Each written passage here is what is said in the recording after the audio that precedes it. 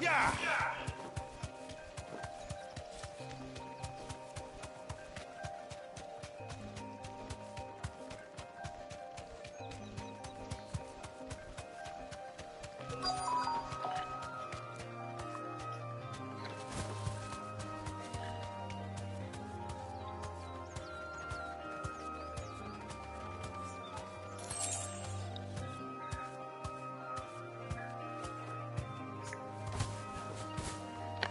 Thanks, Cal.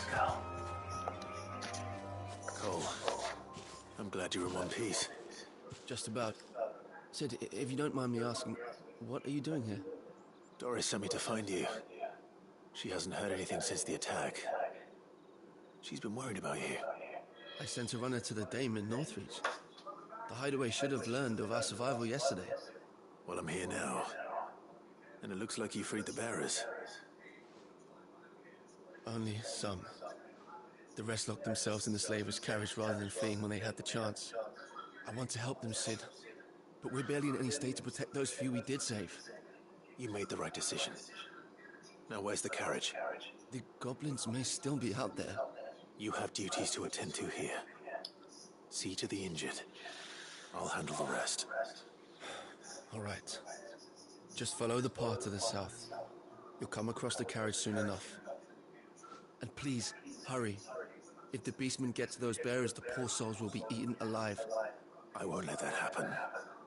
Thank you. And Sid, it's good to see you. Don't thank me just yet.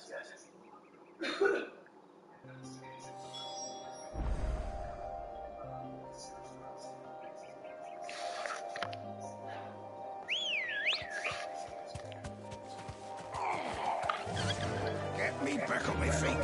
Fly, Ambrosia.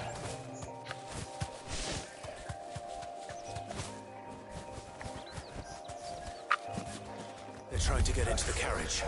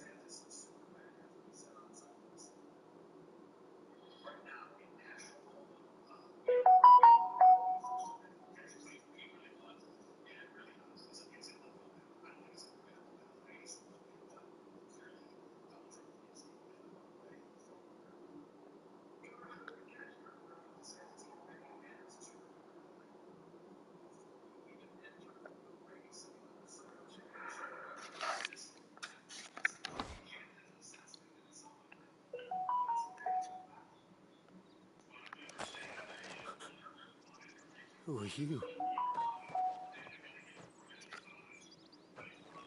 A friend. Are there any more survivors? Why didn't you flee with the others? If the goblins had made it through that door, you wouldn't have stood a chance. Why should we run? One miserable death's no worse than another. Perhaps. But we're here to give you another choice. Freedom, safety, the life you've been denied. Come with us. Let us protect you. Sid, I couldn't just let you... You weren't too late then. Thank the gods. This man risked his life to save yours.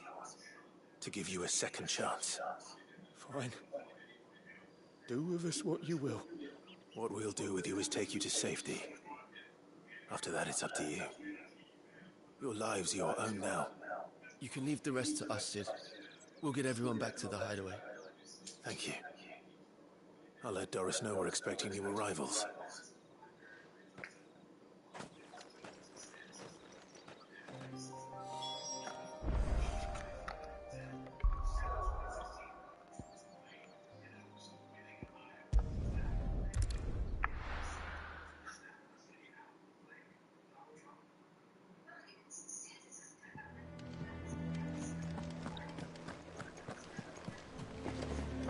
The little ones have been up to their old tricks again.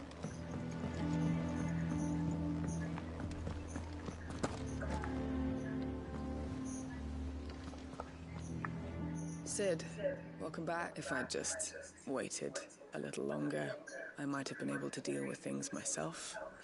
Or maybe I wouldn't. I keep making the wrong decisions. Cole and the others got home safely. You made exactly the right decision. No, I was lucky. I've been tracking that slaver for months, and then I sent Cole and you after them woefully unprepared. What kind of leader sends people into danger without considering all the risks? I should have urged greater caution, told Cole to be wary, to pull back at the first sign of trouble. We swore the same oath as you, Doris. It's good to see you safe and well, Cole. I'm sorry. With all due respect, we Cursebreakers don't risk our lives because you commanded of us. We risk them because we believe in our cause. No one without sever joins our ranks. The agony of removing the brand more than sees to that. We all know how much bravery that takes. Cole, I never doubted your courage. Only my ability to see it put to good use. Thank you for your faith in me. I'm not sure I deserve it. I sometimes wonder if I might prefer to risk death alongside the others than ask it of them. But I'm a Cursebreaker. I swore an oath too. I have a role to play, and I must trust that I'm the right one to play it. You will. In time.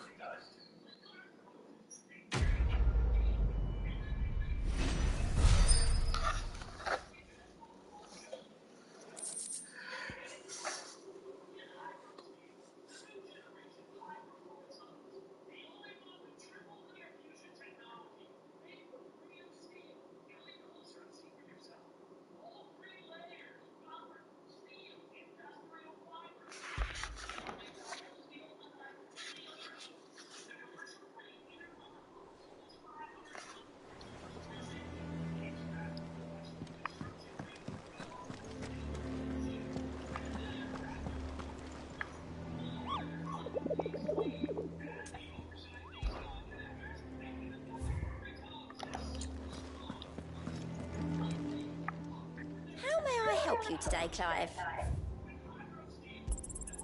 Here you are. All done?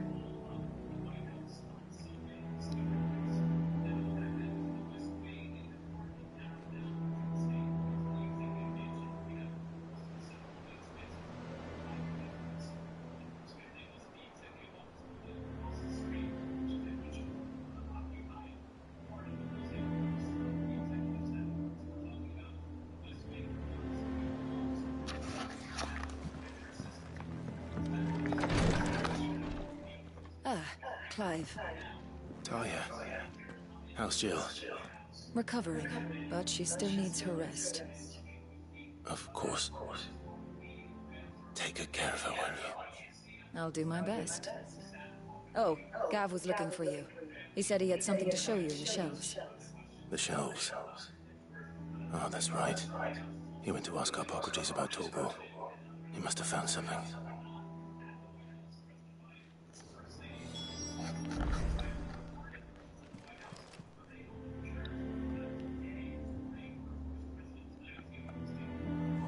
You have the look of a man with the twins upon his shoulders, Rodrigue. Talia has tasked me with removing a Cursebreaker's brand. But it's my first time, and I don't think I can do it. I'm afraid of what happens if I fail. You survived, I know, but as many die as recover.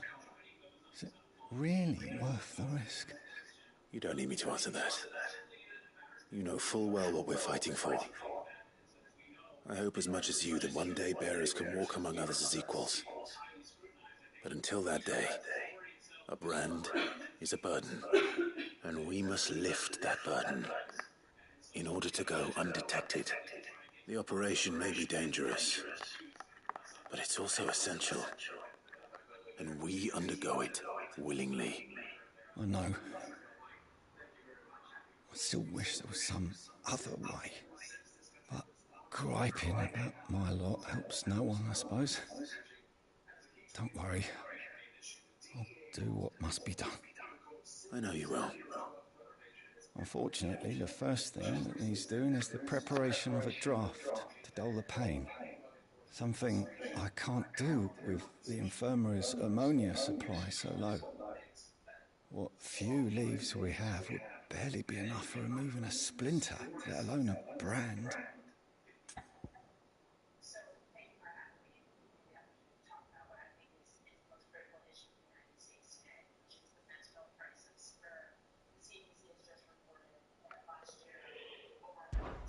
Just tell me what you need. You'll go? Oh, thank you. No one knows her blood like Talia, and she swears by ammonia for easing pain. It's simple enough to find, if you know where to look. And fortunately for you, I do. Along the river near the village of Amber over in Rosaria. Just search for the bright blue blossoms.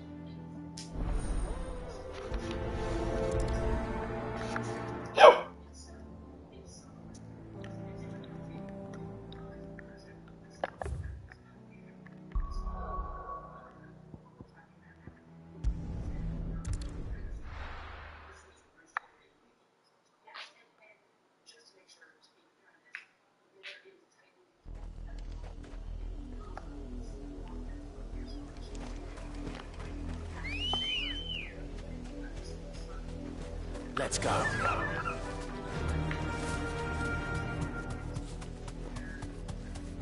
The river was easy enough to find. Now for those herbs.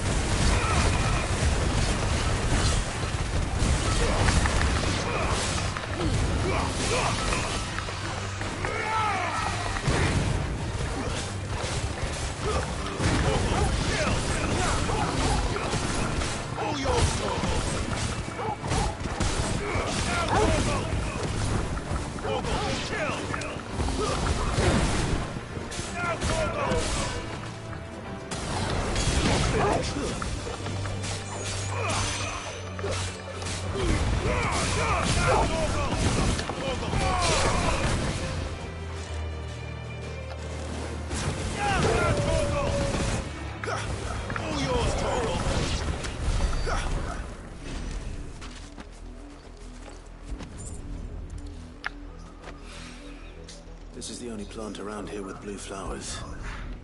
I hope it's the right one.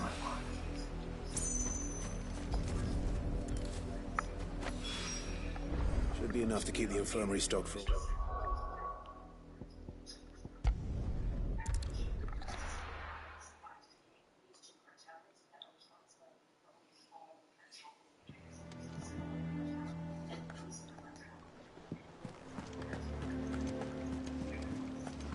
The little ones have been up to their old tricks again.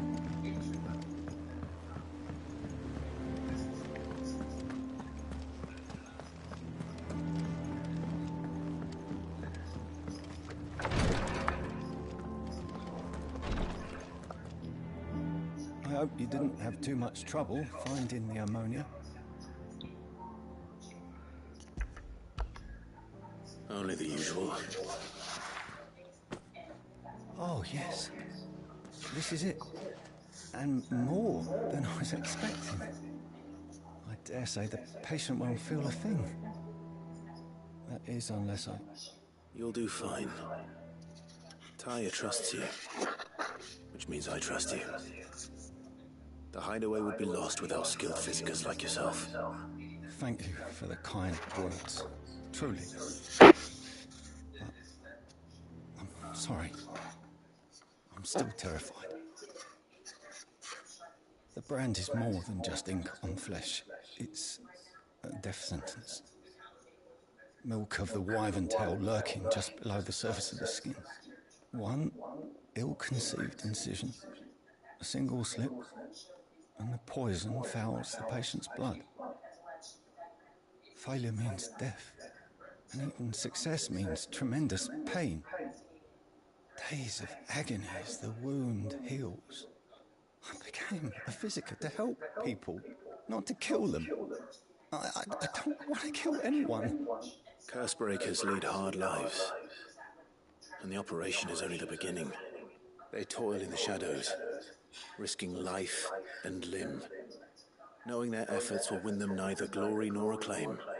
And yet we never won for volunteers. Why do you think that is? Conviction? They're willing to die? They're willing to fight. To give their lives to create a world where people like us can be more than mere possessions. I know your work isn't easy, but neither is going under the knife. Be a shoulder for your patients to lean on. Stay strong for them. You sound like Taya. Do you know what she once told me? It's natural for a patient to feel like they're suffering in solitude. And it's a physicist's duty to see that they don't. Thank you for helping me remember that. I won't falter. Not again.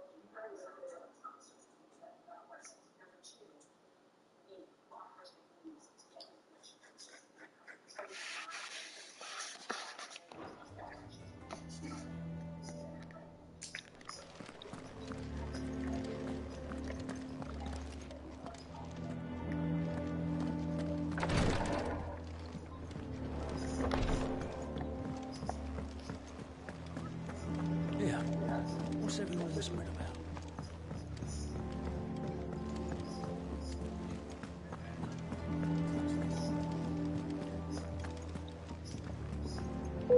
Jill, white as a sheet.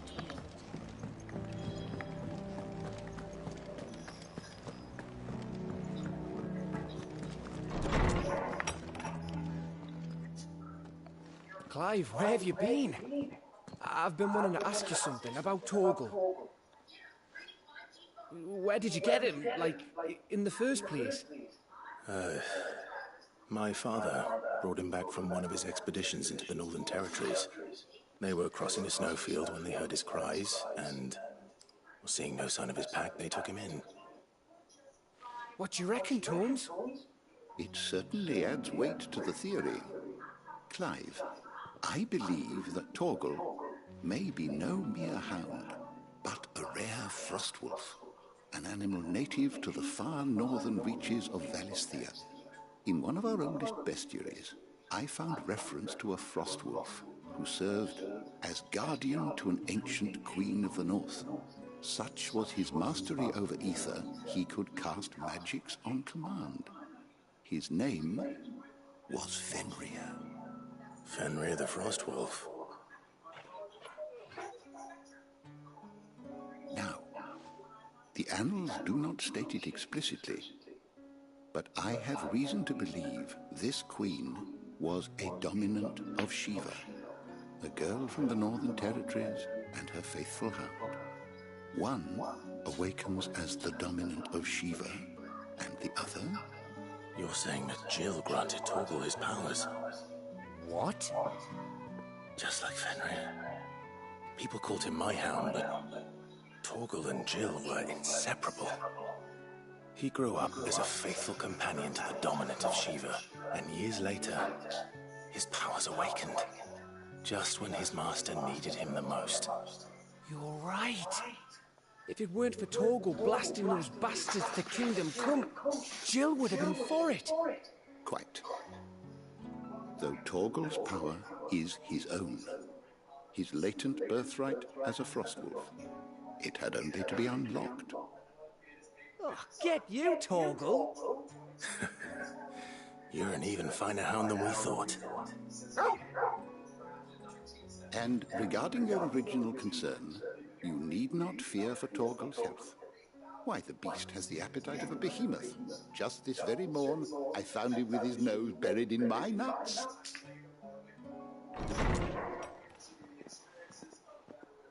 you are! I've been looking everywhere for you. Bernard's here. I need you to introduce us so we can get to work. I shall be a moment.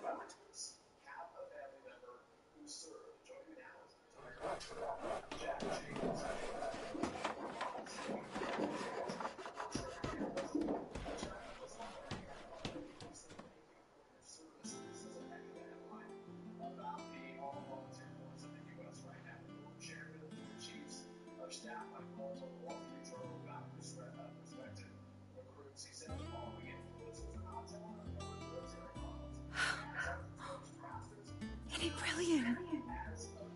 It is. Well, I couldn't have done it without you. You and everyone else. But I promise I'll pay you back. I'm going to work my fingers to the bone for you lot, starting right now. Just you wait. I'll make wonders like this world's never seen. Then I look forward to seeing them.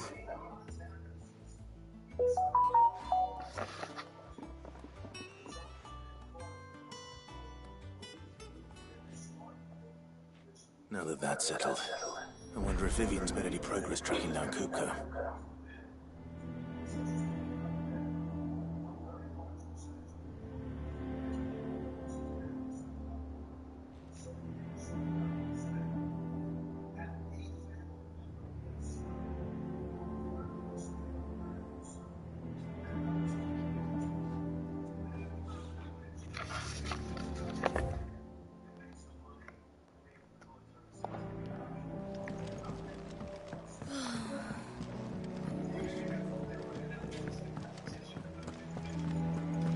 I think I'll wait till Mid's away to take a tour.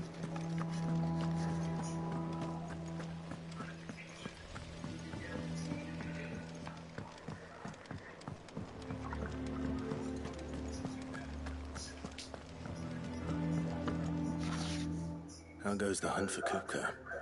Largely in circles. We have myriad sightings of strange soldiers in unexpected places, but nothing definitive as yet. If only we knew for certain by what route he left Rosalith. Well, keep at it. If anyone can piece this puzzle together, it's you. And I'm willing to wait as long as it takes.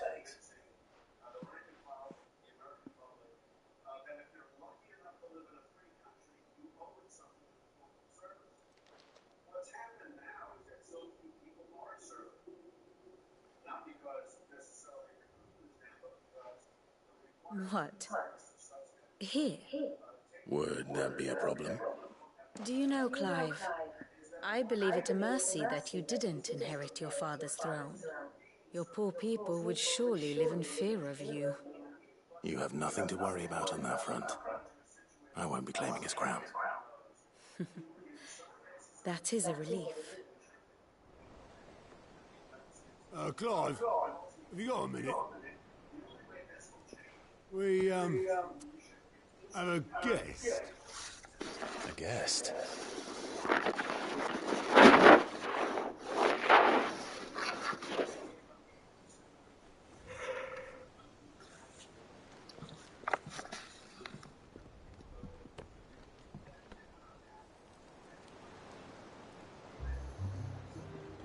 For your trouble. It was a pleasure, in hindsight. Uncle Byron? Clive, my boy!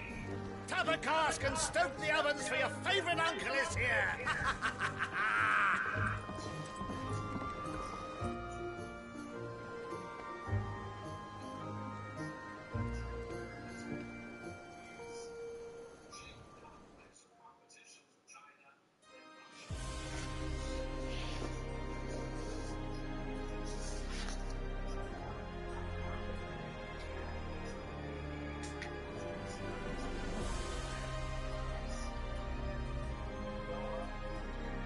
The Dalmekian government sues for peace.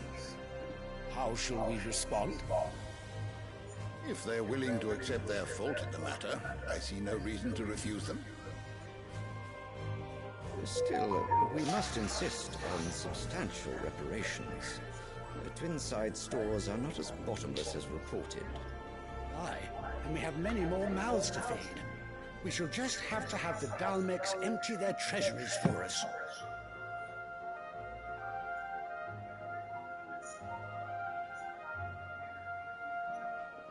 Of course, none of this would have been possible without your timely intervention, Prince Olivier.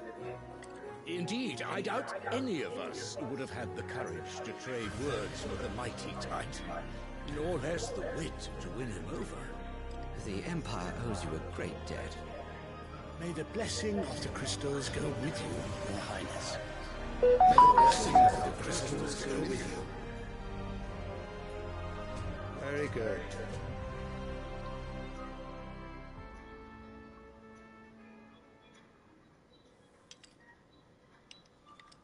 Now, let us come to the question of precisely when the Dalmecs will withdraw their troops. Dion's fire could rid us of them in mere moments.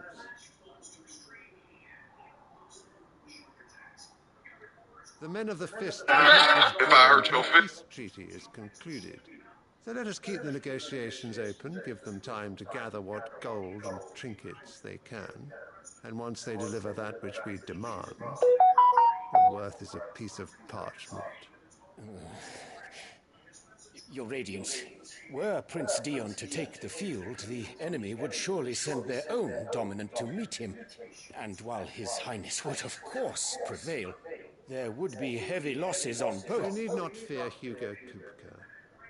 He is engaged on the Western Front. Even were the Dalmecs to send for him, he would not arrive in time. As much as I would enjoy witnessing a clash between Bahamut and Titan, it is not to be. And what of your subjects, Your Radiance? If the fighting spread to the city proper, the people would bear the brunt of it. There will be losses, it is true. Yet for every citizen who falls, another can be bred. For every home that burns, another can be built. The Empire will live on.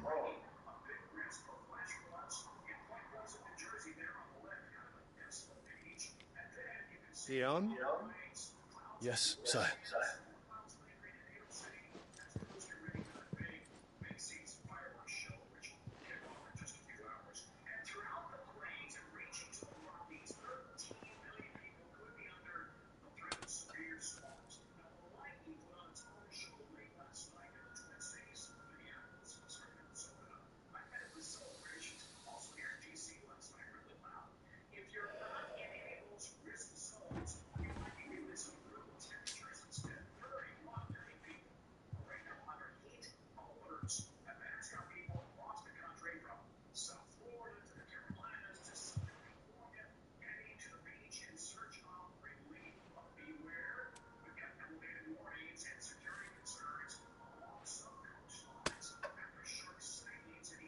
Prepare for battle. But sire... Do not make me repeat myself. Return to your camp and await my orders.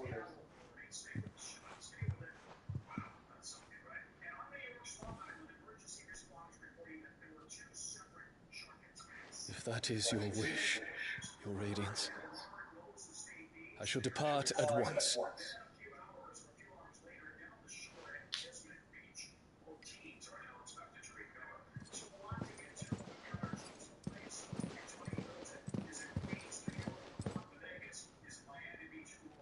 May Gregor forgive you.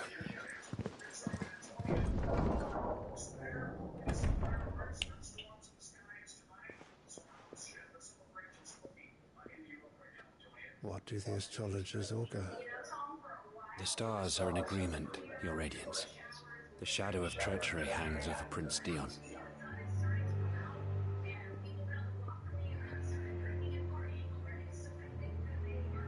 So Annabella's tales were true. You disappoint me, Dion.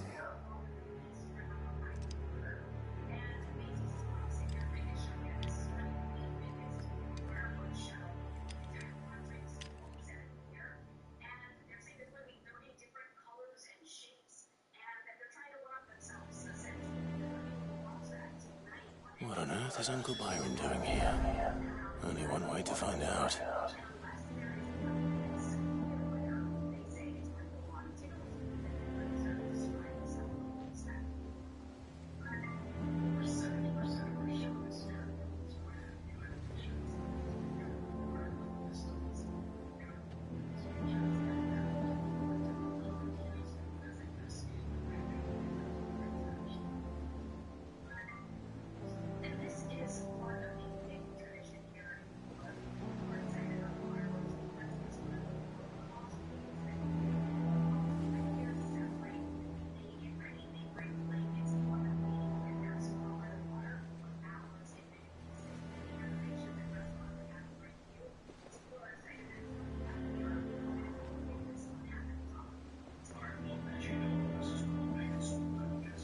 Mid's finished outfitting her little workshop, I hear. With a little help from Sid, of course. Of course. Our new leader's no better at resisting her wheedling than the old one.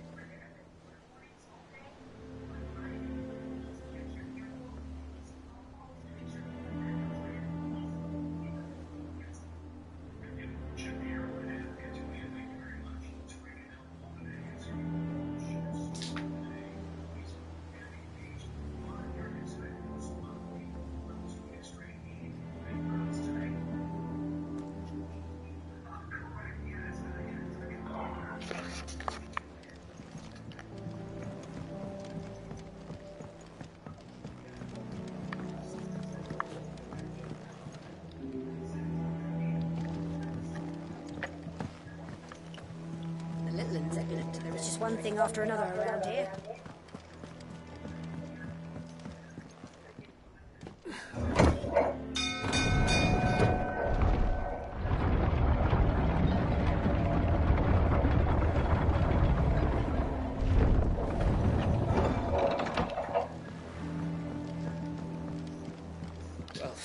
Fuck me. Never thought I'd see the dear Lord Byron Rossfield of the Seven High Houses. Ah, my dear nephew. How I've missed you. How did you find this place, Uncle? Through the good offices of young Sir Wade. He really is the most helpful fellow. As are you, I hear. The Guardians and those they freed tell the most outlandish tales of your heroics in Rosalith. Which is why I came, to learn the full truth of the matter. Sort the fact from the fiction, so to speak. You were working with the Guardians of the Flame to evacuate the people of Rosalith to Port Isolde. I was, aye. Then I have questions for you. Please, come inside, Uncle. Gladly. You there? There are 2,000 gold talents in those chests. See that they're added to my nephew's coffers, would you? 2,000?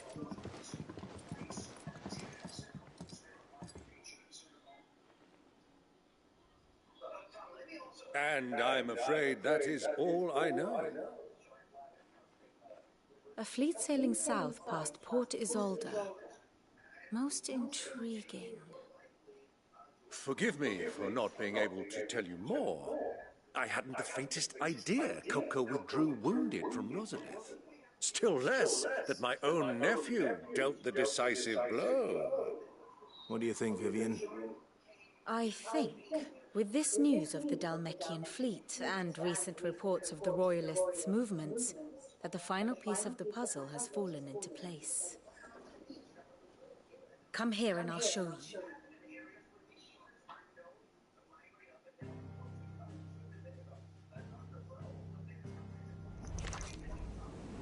It is known that Kupka's forces entered Rosaria via its unguarded coast. So can the same be said of your visitors from Waloed? Certainly, her royal navy is famed for the efficiency with which it bears her knights from one battlefield to the next. And in the Einherjar, or Black Galleon, she boasts a vessel nigh as swift and every bit as feared as the kingdom's legendary cavalry. A fitting flagship for a land apart, her naval presence being crucial to her ambitions beyond Ash. Yes. It seems safe to assume that the Royalists did indeed enter Rosaria from the sea. So then, had you a vested interest in Titan's survival, whither would you take him? Why, home to Drake's Fang, a place rich enough in ether to conjure the magics needed to mend his hurts. Or would that not entail an arduous voyage around the southern cape? Let us say that the Royalists did put ashore with a mind to spirit Kupka away from under your very nose. Could that truly have been their plan for him? To load him aboard one of the ships flying Republican colors sighted off the coast near Port Isolde. To spend weeks at sea, being tossed hither and yon by unforgiving waves, his life hanging in the balance. No. The journey would mean Titan's death, and Kupka's faithful creatures would not allow it. So what then was the plan of our Waloed friends? Reports suggest they made not for the coast, but for the desert. And by cutting through the Velcroy, a party traveling light would have Titan back in his bed days before a galley could lurch into port. To wit, it was the Royalists, not the Republicans, who effected Hugo Kupka's safe retreat. I would stake your life on it.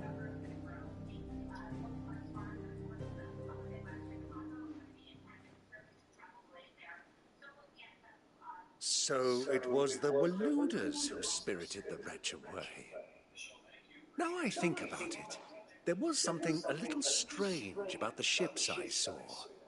The men seemed almost crestfallen, as if in mourning, as if they believed, or were made to believe, that their master was dead. You have a keen mind, Lord Rosfield. And you have your answer. To find Kupka, you have merely to follow the Royalist trail across the Velcroy. It may well have gone cold by now, but as they say in the Republic, all roads lead to Drake's Fang. Allow me to accompany you part of the way. As luck would have it, I had intended to journey Camberward on business after visiting you here. The Fang would be but a short detour. I'd be glad of the company. Give me a moment to make ready. I need to tell my friends what we've learned, and where we're going. Very well, but be quick about it, my boy. Time waits for no man.